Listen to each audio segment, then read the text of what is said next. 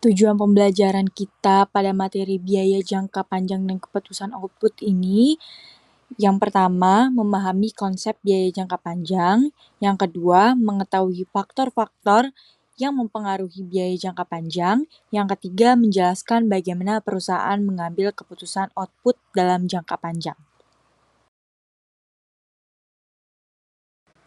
Dalam materi biaya jangka panjang dan keputusan output ini, kita mempelajari terlebih dahulu mengenai kondisi jangka pendek dan arah jangka panjangnya. Terdapat konsep laba keuntungan. Sebelum membahas perilaku perusahaan, kita harus memahami konsep atau laba keuntungan. Tingkat pengembalian normal adalah bagian dari biaya total. Laba didefinisikan sebagai pendapatan total dikurangi biaya total. Kemudian, terdapat laba dan biaya peluang. Karena biaya total mencakup tingkat pengembalian normal, laba juga memperhitungkan biaya peluang modal. Ketika perusahaan menghasilkan pengembalian di atas tingkat normal, mereka memiliki laba positif. Akibatnya, perusahaan baru tertarik masuk ke industri tersebut. Kemudian terdapat pengembalian di bawah tingkat normal. Ketika perusahaan menghasilkan pengembalian di bawah tingkat normal, mereka cenderung meninggalkan industri dan akan mencari laba di tempat lain. Kemudian ada istilah perusahaan impas. Perusahaan yang mencapai impas menghasilkan tingkat laba nol. Pengembalian yang dihasilkan berada pada tingkat normal, investor baru biasanya tidak tertarik, tetapi investor saat ini tetap bertahan. Kemudian terdapat 3 kondisi perusahaan. Setiap perusahaan berada dalam salah satu dari 3 kondisi pada waktu tertentu. Yang pertama, menghasilkan laba positif. Kondisi ketika pendapatan perusahaan melebihi biaya total, termasuk biaya peluang. Perusahaan dalam kondisi ini mendapat keuntungan dan biasanya menarik minat investor untuk berinvestasi lebih lanjut. Kondisi yang kedua, mengalami kerugian. Dalam kondisi ini, pendapatan perusahaan lebih rendah daripada biaya total. Artinya, perusahaan tidak bisa menutupi biaya operasionalnya, yang dapat menyebabkan perusahaan mempertimbangkan untuk meninggalkan industri atau mencari strategi baru untuk bertahan. Kondisi ketiga yaitu mencapai impas. Perusahaan impas ketika pendapatan totalnya sama dengan biaya total, perusahaan ini tidak menghasilkan keuntungan maupun kerugian. Kondisi ini membuat perusahaan kurang tertarik bagi investor baru, tetapi investor yang ada mungkin tetap bertahan karena perusahaan biasanya menutupi biaya normalnya. Kondisi ini mempengaruhi tindakan jangka panjang perusahaan dalam industri.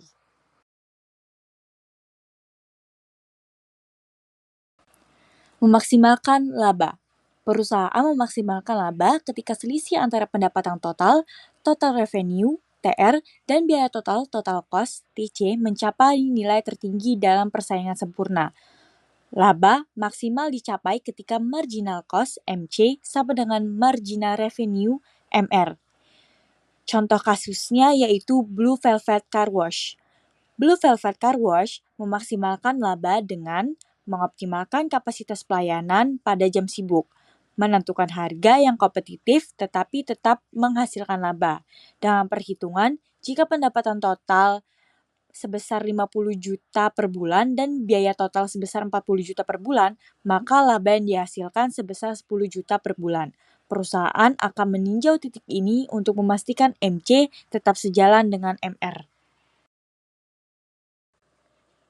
Dapat dilihat pada kurva industri dan perusahaan presentatif pada gambar tersebut.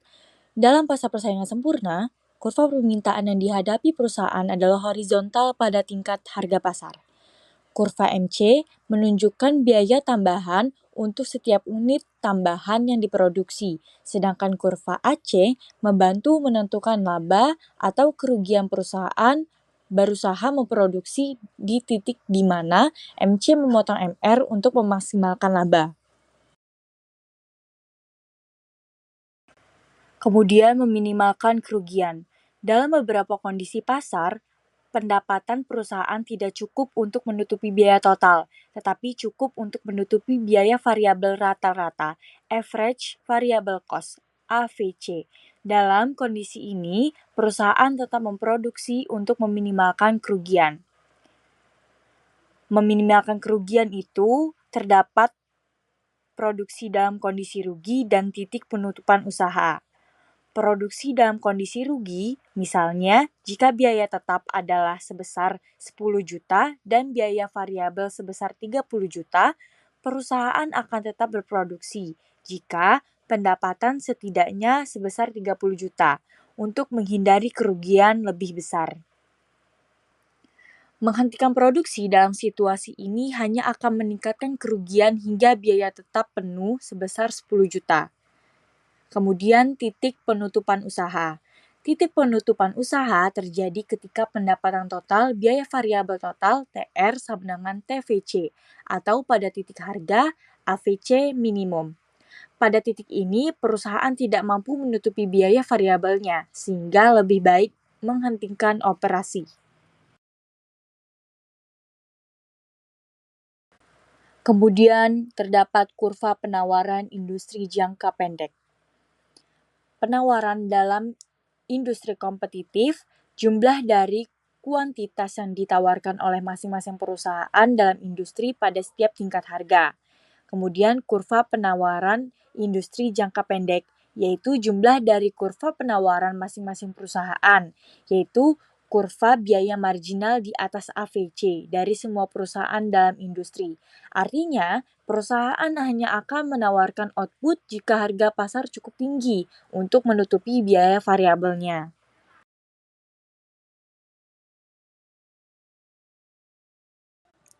Kurva tersebut menggambarkan kurva penawaran jangka pendek perusahaan dalam persaingan sempurna, di mana harga ditentukan oleh titik perpotongan kurva biaya marginal MC dengan kurva permintaan. Kurva biaya marginal MC perusahaan akan menjadi kurva penawaran individu jika berada di atas biaya variabel rata-rata minimum AVC. Terdapat dua penyebab pergeseran kurva penawaran industri. Yang pertama, perubahan biaya produksi jangka pendek. Yang kedua, perubahan jumlah perusahaan dalam industri jangka panjang. Dapat diperhatikan pula pada kurva tersebut yang menggambarkan kurva penawaran industri jangka pendek yang merupakan agregasi dari kurva penawaran individu. Ketika harga pasar meningkat, jumlah output yang ditawarkan industri secara keseluruhan juga meningkat, mencerminkan hukum penawaran. Jika harga naik, penawaran meningkat. Sehingga jika harga turun, penawaran juga akan turun. Dan yang terakhir dapat diperhatikan pula tabel tersebut yang berisi data yang mengilustrasikan bagaimana perusahaan menentukan tingkat output optimal berdasarkan harga pasar dan biaya produksi. Laba total sama dengan harga dikurang biaya total rata-rata.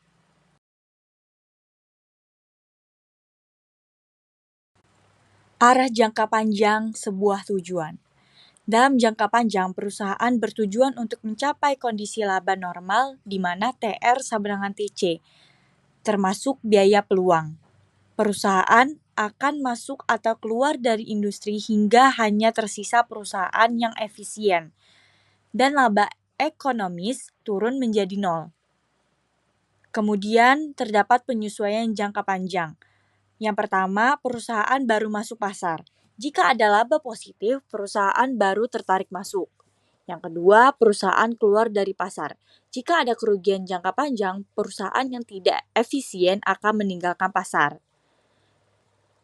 Yang ketiga, keseimbangan jangka panjang dicapai ketika semua perusahaan yang tersisa menghasilkan laba normal. Pada tujuan akhir, pasar mencapai efisiensi produktif, produksi pada biaya minimum, dan efisiensi alokasi sumber daya lokasi secara optimal. Biaya jangka panjang, skala ekonomis dan disekonomis. Skala ekonomis atau economies of scale, kondisi di mana peningkatan skala produksi menurunkan biaya per unit. Faktor penyebabnya itu penghematan biaya melalui pembelian bahan baku dalam jumlah besar, penggunaan teknologi canggih, dan efisiensi produksi. Kurva biaya rata-rata jangka panjang.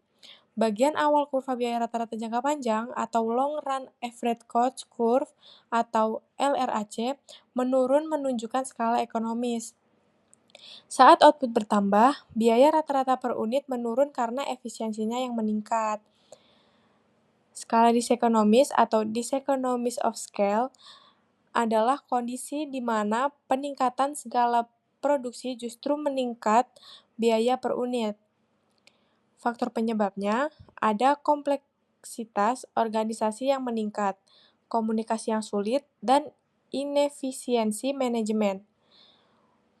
Kurva biaya rata-rata jangka panjangnya, setelah titik optimal, kurva LRAC akan naik karena disekonomi skala, menandakan peningkatan biaya rata-rata per unit. Titik optimalnya, titik minimum pada kurva LRAC disebut titik optimal, di mana perusahaan beroperasi pada biaya terendah sebelum disekonomis mulai berlaku. Pengembalian yang meningkat terhadap skala produksi.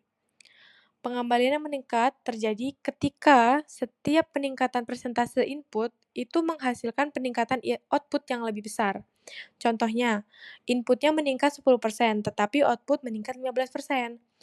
Faktor penyebabnya itu ada penggunaan teknologi yang lebih baik, pengorganisasian kerja yang lebih efisien, pemanfaatan sumber daya secara optimal. Kurva pengembalian yang meningkat. Kurva biaya rata-rata menurun karena setiap peningkatan input memberikan output yang lebih besar, sehingga biaya per unit lebih rendah.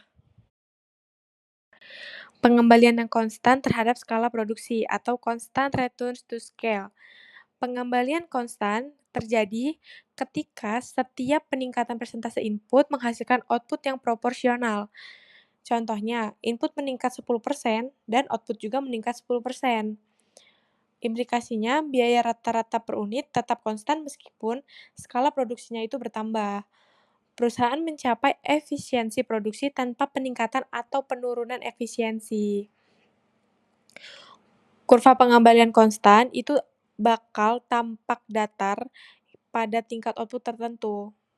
Itu tuh menunjukkan bahwa biaya rata-rata per unit tetap konstan dengan bertambahnya skala produksi. Skala disekonomis atau diseconomies of scale. Situasi di mana peningkatan skala produksi justru meningkatkan biaya rata-rata per unit. Faktor penyebabnya ada manajemen dan koordinasi yang semakin sulit, kelebihan kapasitas organisasi dan birokrasi yang rumit, kurangnya komunikasi yang efektif antara bagian-bagian perusahaan. Implikasi skala disekonomis, kurva biaya rata-rata jangka panjang mulai menanjak setelah melewati titik optimal, menunjukkan peningkatan biaya per unitnya. Diseconomies of scale dapat mengurangi daya saing perusahaan karena biaya produksi yang meningkat. Biaya rata-rata jangka panjang berbentuk U. Bagian menurun dari kurva LRAC disebabkan oleh skala ekonomis, di mana perusahaan itu mengalami penurunan biaya rata-rata seiring dengan peningkatan skala produksi. Bagian dasar kurva menunjukkan titik optimal, yaitu titik terendah dari biaya rata-rata per unit. Bagian menaik menunjukkan skala disekonomis, di mana peningkatan skala produksi justru meningkatkan biaya rata-rata per unit. Kurva LRAC berbentuk U. Bagian menurun itu menunjukkan economies of scale. Bagian dasar menunjukkan titik optimal biaya per unit terendah. Lalu bagian menaik menunjukkan diseconomies of scale di mana biaya rata-rata per unit meningkat. Penyesuaian jangka panjang terhadap kondisi jangka pendek adalah proses di mana pasar dan perusahaan dalam industri persaingan sempurna melakukan penyesuaian untuk mencapai keseimbangan jangka panjang setelah mengalami perubahan kondisi di jangka pendek. Selanjutnya ada penjelasan konsep. 1. Kondisi jangka pendek. Dalam jangka pendek ini, perusahaan dapat mengalami dua situasi, yaitu laba ekonomi positif dan kerugian ekonomi. Laba ekonomi positif ini berarti perusahaan memperoleh keuntungan lebih dari laba normal. Keuntungan minimal yang dibutuhkan agar perusahaan tetap beroperasi. Selanjutnya, kerugian ekonomi ini terjadi ketika laba yang diperoleh kurang dari laba normal. Di jangka pendek ini, perusahaan yang beroperasi di industri tersebut tetap karena tidak ada perusahaan baru yang masuk atau perusahaan lama yang keluar. Dalam kondisi ini juga, perusahaan yang sudah ada mungkin mengalami keuntungan atau kerugian. Itu tergantung pada kondisi pasar, harga, dan biaya produksi. Yang kedua, ada respon jangka panjang. Dalam jangka panjang ini, industri merespon kondisi laba atau kerugian yang dialami perusahaan dalam jangka pendek. Satu, jika perusahaan memperoleh laba positif, hal ini menjadi sinyal bahwa industri tersebut menguntungkan. Laba lebih dari normal ini akan menarik perusahaan baru untuk masuk ke pasar dengan harapan mendapatkan keuntungan yang sama. Jika perusahaan mengalami kerugian, beberapa perusahaan akan memutuskan untuk keluar dari pasar untuk menghindari kerugian lebih lanjut. Proses masuknya perusahaan baru dan keluarnya perusahaan lama yang merugi adalah bentuk penyesuaian yang terjadi dalam jangka panjang. Ini itu berfungsi untuk mengatur jumlah perusahaan dalam industri agar sesuai dengan kondisi pasar. Yang ketiga ada equilibrium jangka panjang. Pada akhirnya, industri akan mencapai titik keseimbangan atau equilibrium jangka panjang. Pada kondisi ini, semua perusahaan yang tersisa hanya akan mendapatkan laba normal. Artinya tidak ada keuntungan atau kerugian ekonomi. Karena laba normal cukup untuk mempertahankan operasi perusahaan, tetapi tidak lebih.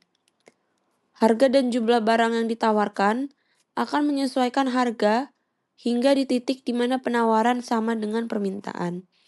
Dalam situasi ini juga, tidak ada lagi insentif bagi perusahaan untuk masuk atau keluar dari pasar karena tidak ada laba ekonomi positif yang menarik perusahaan baru. Dan tidak ada juga kerugian ekonomi yang mendorong perusahaan keluar. Equilibrium jangka panjang ini menciptakan keseimbangan dalam industri, di mana itu semua perusahaan mendapatkan laba yang normal dan jumlah perusahaan yang ada stabil. Di dalam PowerPoint ini terdapat dua kurva, yaitu yang kiri kurva industri dan yang kanan kurva perusahaan representatif. Saya akan menjelaskan tentang kurva industri. Di dalam kurva ini menunjukkan hubungan antara harga dan jumlah barang yang diproduksi oleh seluruh industri.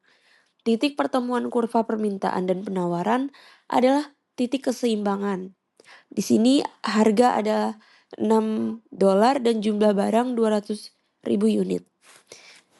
Kurva kanan saya akan menjelaskan tentang kurva yang kanan. Di sini menunjukkan biaya produksi satu perusahaan dalam industri. Titik di mana kurva biaya bertemu menunjukkan perusahaan memproduksi 2.000 unit pada harga pasar $6.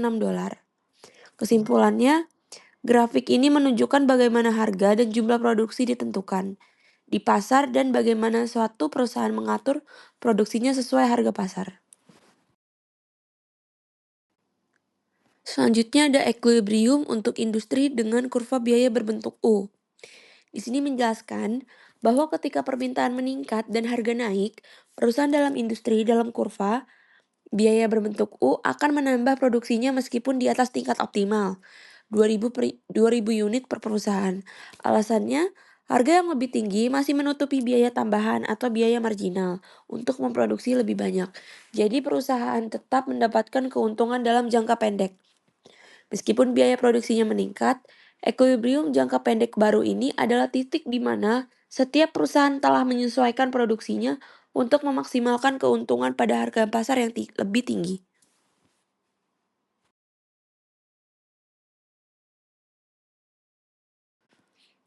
Yang terakhir dalam bab ini adalah pasar output. Pasar output adalah tempat atau mekanisme di mana barang dan jasa hasil produksi perusahaan diperjualbelikan kepada konsumen, baik itu individu maupun bisnis lain. Di pasar ini, harga barang atau jasa ditentukan oleh interaksi antara penawaran, jumlah barang atau jasa yang dijual oleh produsen, dan permintaan atau juga jumlah yang diinginkan oleh konsumen. Di mana perusahaan seperti produsen smartphone menjual produk mereka kepada konsumen. Pasar output berbeda dengan pasar input, yang berfokus pada bahan baku dan faktor produksi. Faktor produksi yang digunakan untuk menghasilkan barang dan jasa.